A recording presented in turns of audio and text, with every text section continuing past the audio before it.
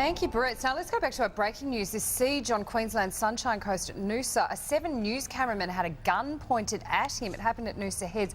Peter Steer is a Channel 7 cameraman from Queensland. He's on the phone right now. Peter, are you okay? What happened? I'm fine.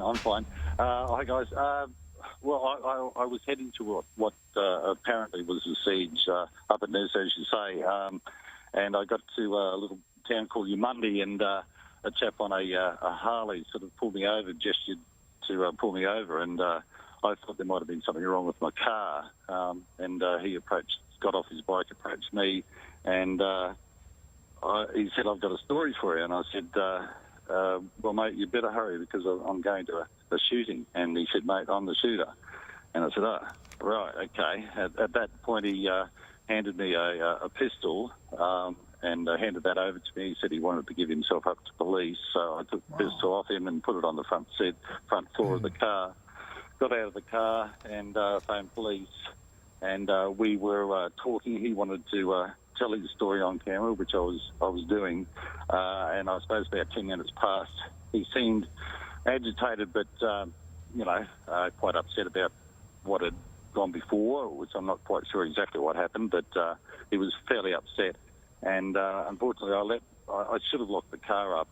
Next thing I knew, he had gone from being Mr. Nice Guy to someone who was going to take my car, and he was trying to get in. Oh, well, he got in the other side of the car as I was on the driver's side, and he picked up the pistol and pointed at me, and climbed into the driver's seat. I was trying to tell him in some way that was a silly idea, but he didn't listen, obviously, and took off with the car. And luckily, the police were just about there.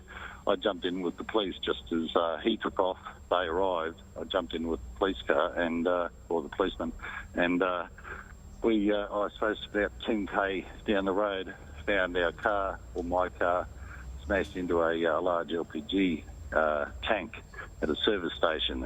It's a write-off, and the police did a great job apprehending this guy. He'd just come out of the service station, and they surrounded him.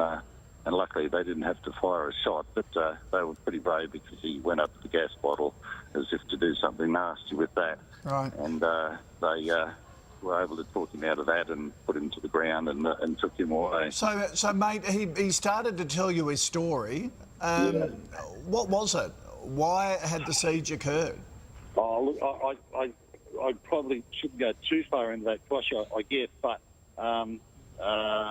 he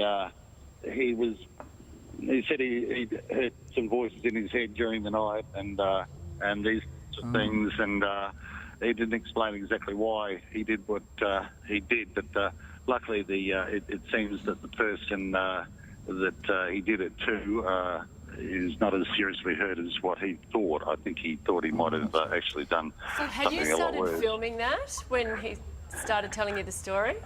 Yeah, I shot most of what happened this morning, Right. yeah. So, You're a good cameraman, Pete. I'll tell you what, are you all right? I mean, having a gun pointed at your face at first thing in the morning, what a bloody experience. Well, late at night is probably bad too. Yeah, well, any time of day. But no, I keep telling people I just need a cigarette. I really do. And I can see my car down the road and it's got my smokes in it.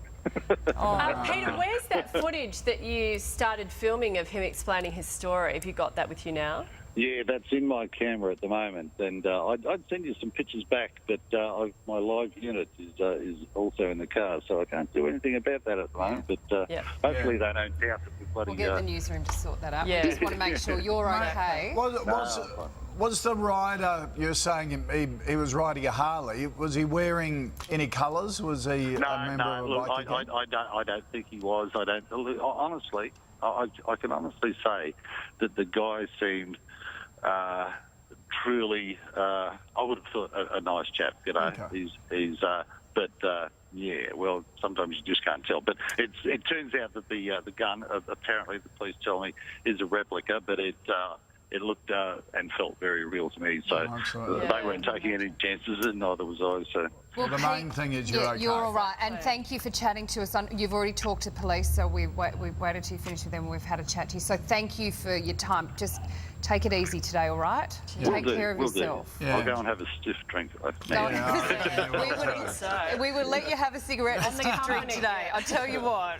Good on you, Pete. Frightening. Yeah. What a And you can tell strong bloke. You can tell the news hound here. Nat's going, now where's that footage? Well, I was just curious. I mean, he started filming, so... Yeah. That's an amazing story, though, isn't it? I mean, he's lucky. And we forget that all of this great vision we see of lots of incidents have got to be shot by somebody. Yeah, and people like the cameraman. Steve. Oh, we never forget that. We do not forget that. We love the cameraman. Always be nice to your cameraman. First rule of journalism.